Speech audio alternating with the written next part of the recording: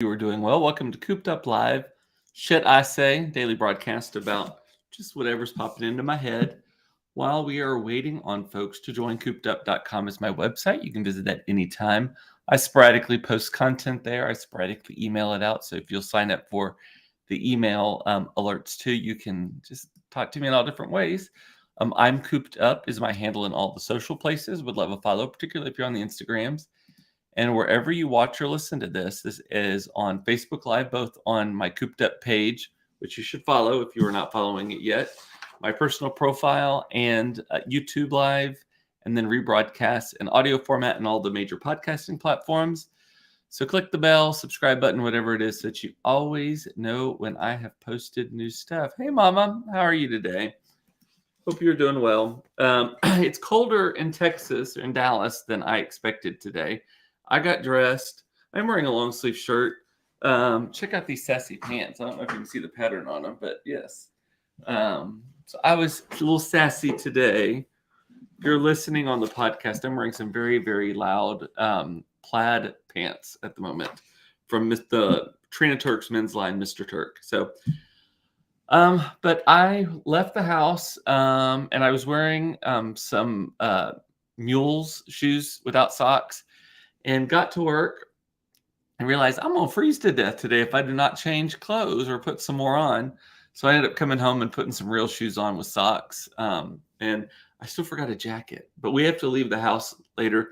So I get to spend my evening this evening with a bunch of 6th through 8th graders. We're going to the Dallas County Private School Spelling Bee to support Mason's best friend, Isabella, who is competing in the spelling bee tonight. It starts at 6.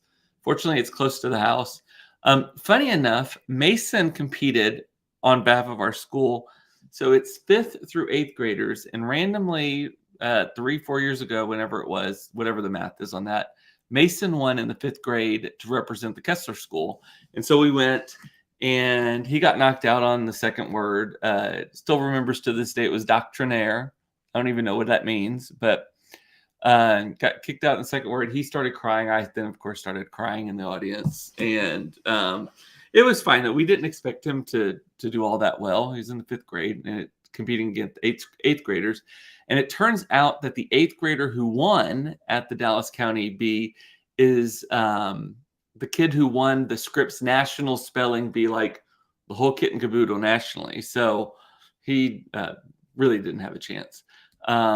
But hopefully tonight, Isabella does a little bit better than that. So that's going to be my evening. No booze involved in that. So maybe it'll be real fast so I can come home a little bit. Hey, Stu, how are you doing?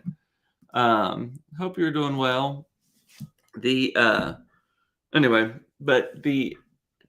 I have mostly been noticing things in the news or hearing about things or just thinking about like the TV shows and movies that I have watched recently or that I'm excited that are coming up, just like in conversations and such. So I thought that would be a good topic for today, or, well, some of the topics. I got a couple of things on here. But the first thing that I saw this morning in the news that is coming up is Netflix is releasing a multi-part series, like a docu-series, about that Malaysia Airlines flight. It's that flight like 307, 502, whatever. I don't remember what it is. But this is the airplane that took off in Southeast Asia, and it just disappeared. And they don't know where it went. They've randomly found parts to it in the Indian Ocean. So they do think it flew back over the Indian Ocean, but it fell off a radar. They do not know if it was like sabotage, if it was suicide, if it was a malfunction, if it was terrorism, anything. They don't know. So far, they've not told us what they know, but Netflix is coming out with a docu-series on it, and it's going to explore a lot of different theories about it and the things that support that. And I'm very interested in that. Todd, especially, I actually took a screenshot and texted it to Todd because Todd was obsessed. I don't know if he still is, but he was watching because remember CNN had like round the clock coverage of this flight and every update and all that kind of stuff. Todd was obsessed with it. It was like must-see television for him. So I think that comes out in early March. Very excited about that. So Todd loves watching movies about plane crashes. And he particularly loves watching them right before we go on a plane. And I finally had to tell him, I was like, Todd, if you watch these with the kids around, that is on you. That is your responsibility. I am going to have no part in dealing with an anxiety-ridden child. If you're watching a movie, just like don't watch Jaws before you go to the beach, right? What else should you not watch before doing something else? Anyway, feel free to comment away, by the way, if you're watching. And again, this is on my Facebook, personally, my Facebook page, Cooped Up, as well as YouTube Live. So sometimes if you see comments and you don't see them, but I post them on the screen, it's because people are watching at different places. So here is one that I'm excited about coming out, though. I saw today that they have officially announced that they are making a sequel to I Am Legend. And, here's the funny thing. I actually don't like zombie TV shows very much or movies. I say I don't like sci-fi, but then I loved Avatar. I love Black Panther. I don't like most of the superhero movies that much. Well, I don't dislike any of them. I just don't seek them out. But I Am Legend, for some reason, I love that movie. I just do. It's just, I don't know if it's a little twist on surviving and kind of New York City and nature taking back over or whatever. But the I Am Legend 2, the one, it has Will Smith in it. And then they're putting Michael B. Jordan in it, who, oh my God, Michael B. Jordan. Let's just pause for a moment and have a picture of that in our minds. Yes, I love him. He's also in Black Panther, which is possibly why I love that movie so much too. He is so fine. But so I Am Legend 2 is going to fast forward, similar to The Last of Us. It's going to fast forward like 20 or 30 years into the future after the zombie people took over. And if you remember in I Am Legend, it was a cure for cancer that actually caused people to turn into these zombie things. They're called like hemocytes or something like that. I can't remember what they're actually called. But basically, it was they sprayed like napalm. They sprayed this cancer drug all over everybody. And for most people, it turned them into, well, I don't know if it was for most people, but for a lot of people, it turned them into these hemocytes. I think that's the right word. I'm just going to go with it. They turned them into these things, and then they started like eating people, terrorizing people, attacking people. But they could not be in the sun. They could be in shadows, but they could not be in the sun. And for some reason, Will Smith's character is immune to the thing. Like his blood can help cure it, and so he's helping. He's a scientist, and he's trying to figure it out. The interesting thing, though, and actually, I think I was just talking about this here on the broadcast a couple of weeks ago, if not more recently than that, that I Am Legend is one of those I remember talking about, because we were talking about Netflix and that used to get DVDs of movies and they would sometimes have alternate endings on them. And that was like, I was obsessed with watching all the behind the scenes footage and alternate endings and director's cuts and stuff. Well, I Am Legend is one of those movies that has an alternate ending. The ending that they ended up using in the movie is not how they're going to start the new one. So they are using the alternate ending, and I'll explain what that is. The alternate ending for the sequel, they're going to pretend it didn't end the way it did, and they're going to use the alternate ending as the starting point for the sequel. So I don't know how they're going to explain that other than maybe just talking about it or whatever. But in the actual movie, the ending was, and no spoiler alerts here because it's such an old fucking movie. If you've seen it, you know it. If you haven't seen it, then it's not my fault.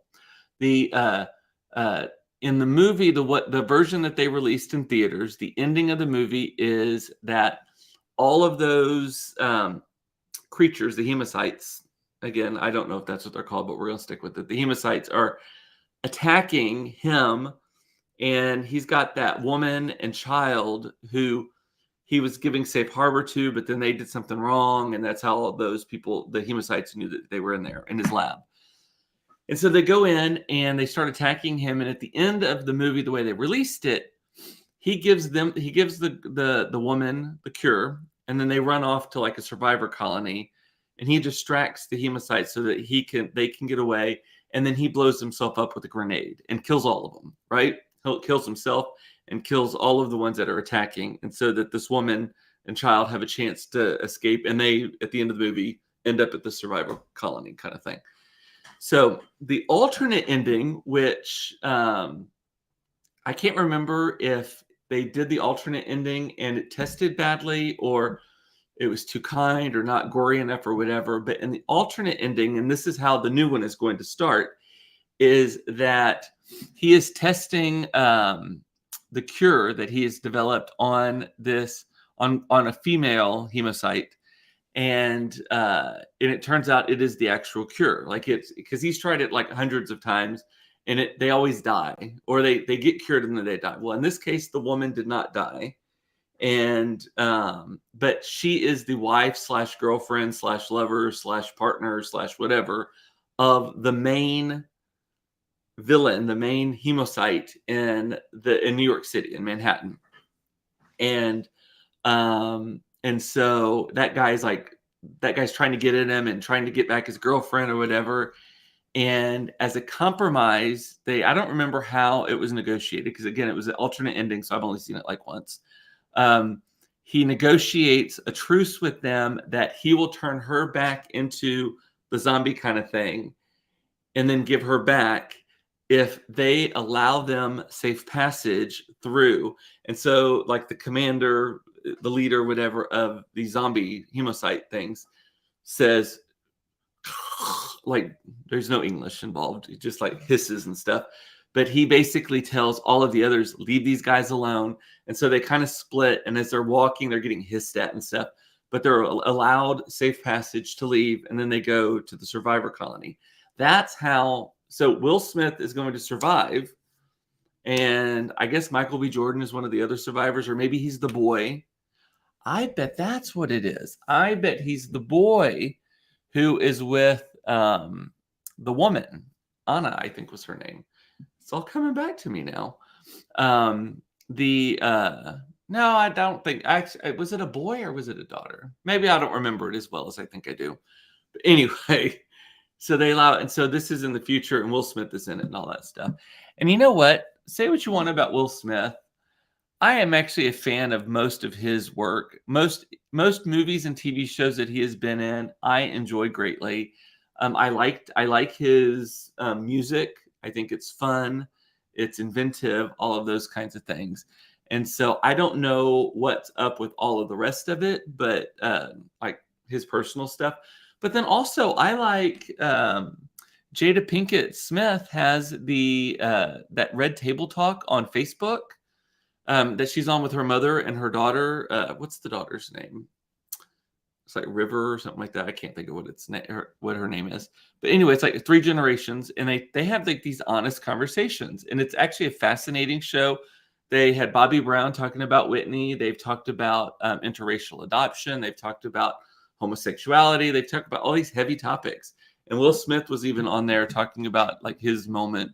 Get my wife's name out of your motherfucking mouth, or whatever he said. Yes. And then he slapped, what's his name? But anyway, Willow Smith. Yes, Mom, that is his name, Willow Smith, or her name rather. And then Jaden is the son, I believe, or is Jaden a they now? I can't remember. I know Jaden has some gender fluidity or something like that, but who doesn't, right? Oh, Carrie's watching. Hey, Carrie. Oh, so back to what we were talking about, movies to not watch or things that don't watch a plane crash thing right before you get on an airplane. Todd loves doing that. Don't watch Jaws at the beach. Todd did that to our kids too. We were in Galveston at Point West there, rented a condo, and was watching Jaws at the beach. And Aaron's like, don't watch he goes, I like to watch Titanic before going on a cruise. There was totally room for Jack on that raft. Yes. So it's good rehearsal. I don't know. Do they still do the muster things on cruises? So we were on a cruise in July, as you may remember. We went to Alaska, and they were doing a virtual muster. So basically, we didn't have to all congregate like early cruises that I did early in my life, like in my 20s. You would have to actually go to a bar or a certain restaurant or a certain spot on the in the lobby or whatever. And that was like your muster group. And you had to then know where the life jackets were, and you had to go, and you had to know which boat you were going to go. So you basically reenacted. If you've never been on a cruise, it blows your mind the first time. You are practicing what to do in case the boat starts to go down and you have to evacuate, right? Well, on the celebrity cruise that we took in July, which I think this was, I don't know if this is a COVID thing or not, but our muster was we did a virtual muster, so you had to turn on your TV to a certain channel. You had to watch like the procedures, and you have to acknowledge that you did them, or maybe it was in the app. Actually, I think it was in the app on your phone. You had to acknowledge certain things. It's like doing defensive driving. They made you watch a video. You couldn't pause it or stop it or anything like that. You had to watch it all the way through and respond in a timely manner. And then we did have to go to we had to go to the restaurant that was our muster station, but somehow with like GPS, it knew that we had gone there. And then from there, we had to go to the boat number that where our boat was assigned to, our safety boat.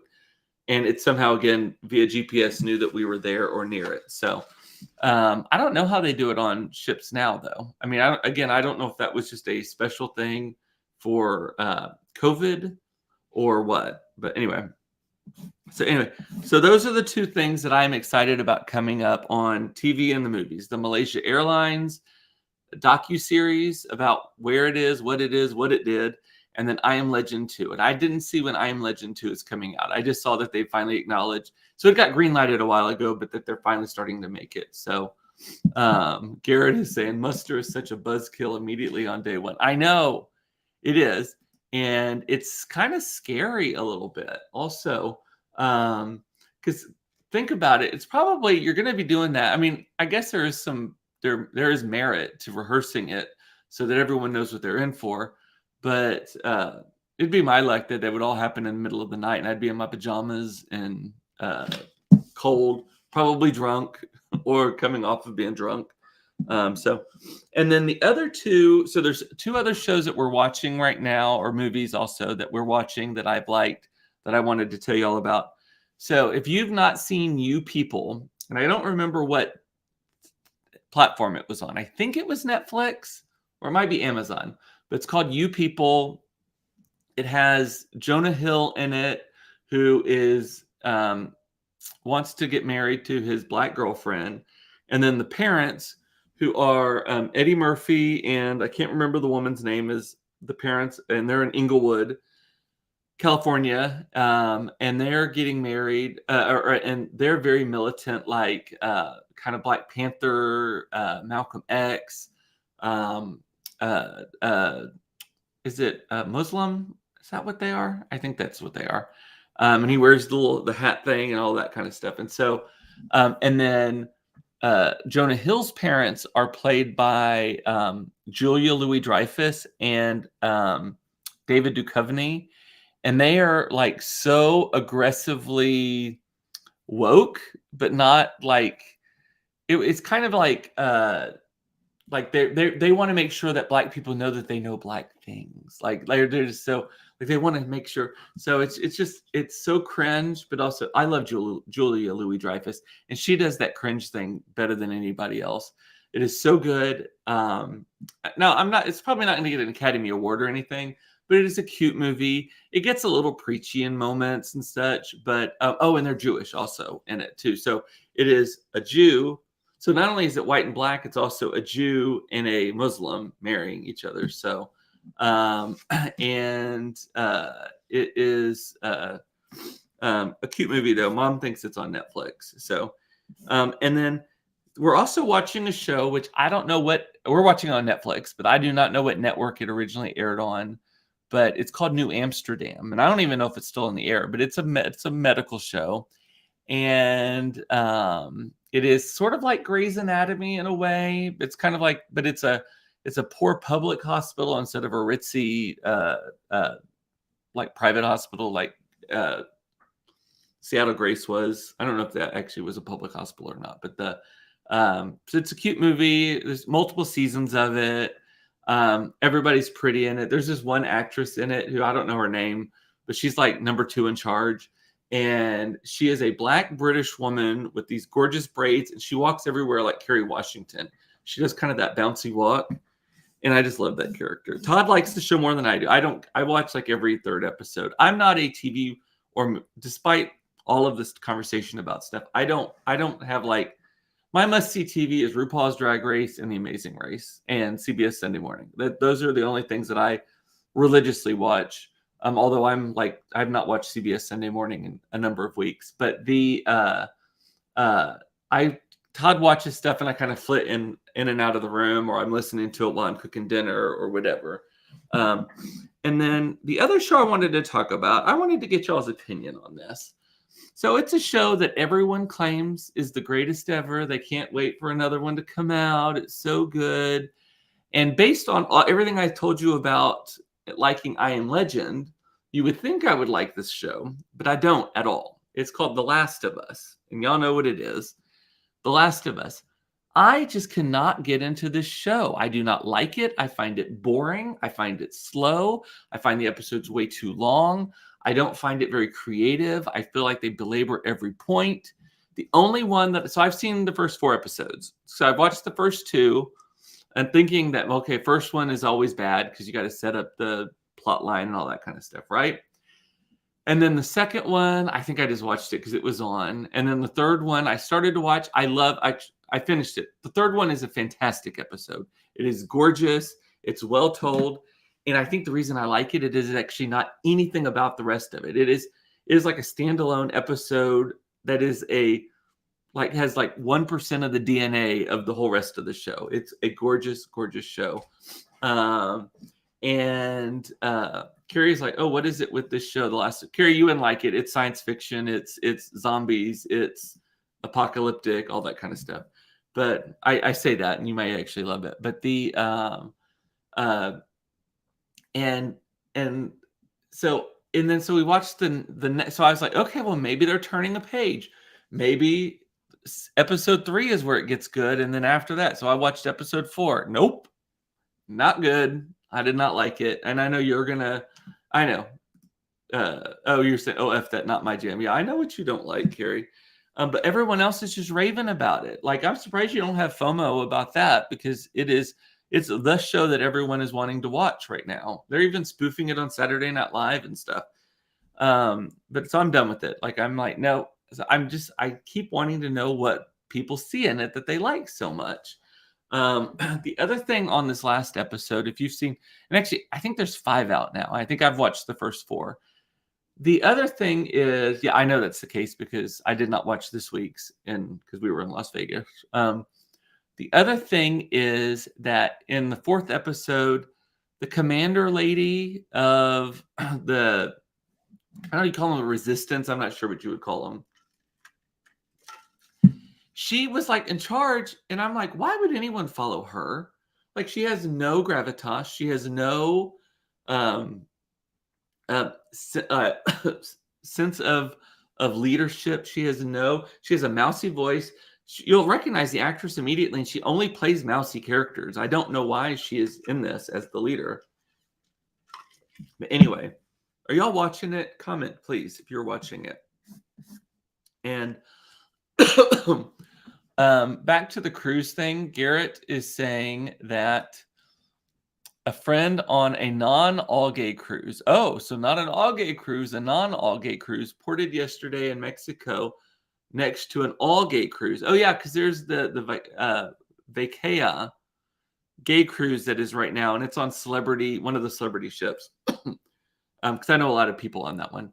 So a non-gay cruise ported next to an all-gay cruise and noticed a sling setup. Oh, shit. A sling setup on an upper floor balcony. Can you imagine bouncing off into the ocean? Oh my God. I know. So yes, that is insane. So first of all, getting crazy and like falling off into the ocean, that would be terrible.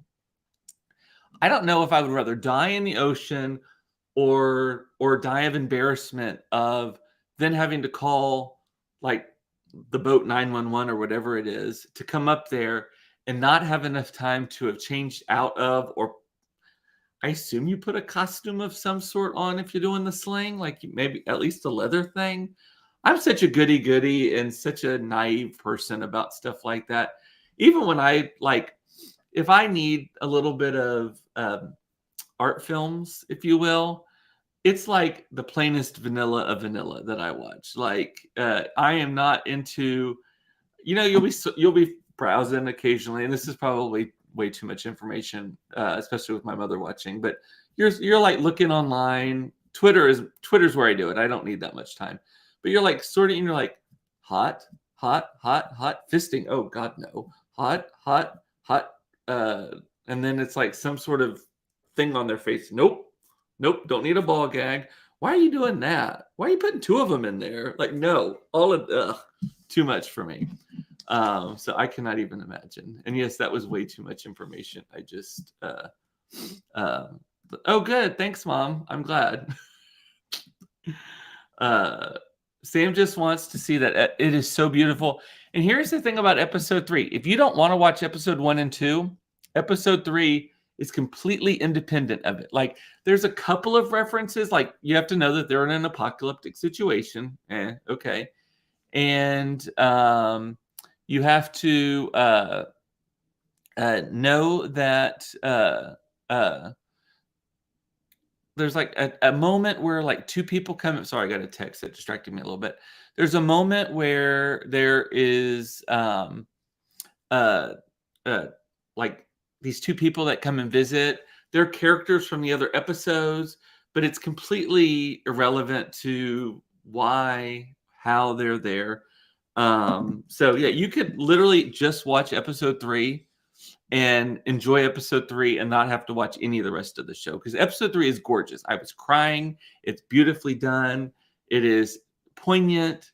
It's gay. I may have spoiled something for you there. I doubt it, but so anyway, Carrie's laughing. I'm assuming. Keep in mind, there's a 20-second delay, so sometimes I say things and then move on and forget. But yes.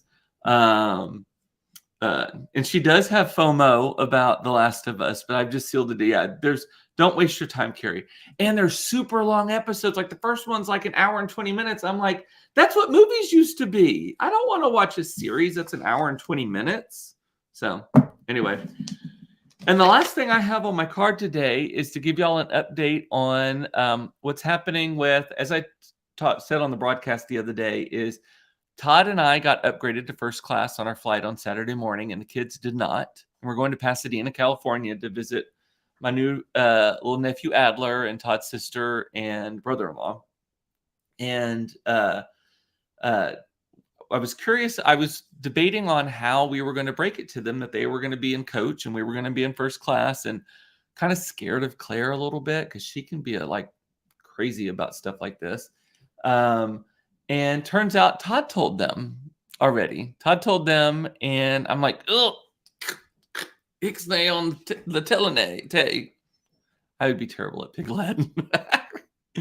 And as I expected, Claire was beside herself. No, that is not happening. One of you is going to take. No, I refuse. I'm going to make a scene. I'm like, yeah, whatever. So, yeah, see you, kids. To steerage with you. Exactly. And it's an American Airlines jet to Los Angeles. Like, it's not like this is. And I think they're in premium economy or business extra or whatever they call it anyway. I know they're in like row 10. So they're even in the good seats. They're in seats that they don't even need the legroom for, but they're getting it.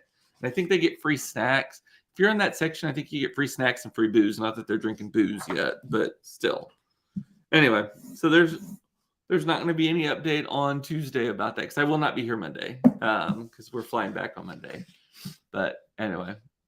All righty, let me look through the comments real quick, because I need to get getting, because we're leaving in like 10 minutes to go to this all-county spelling bee.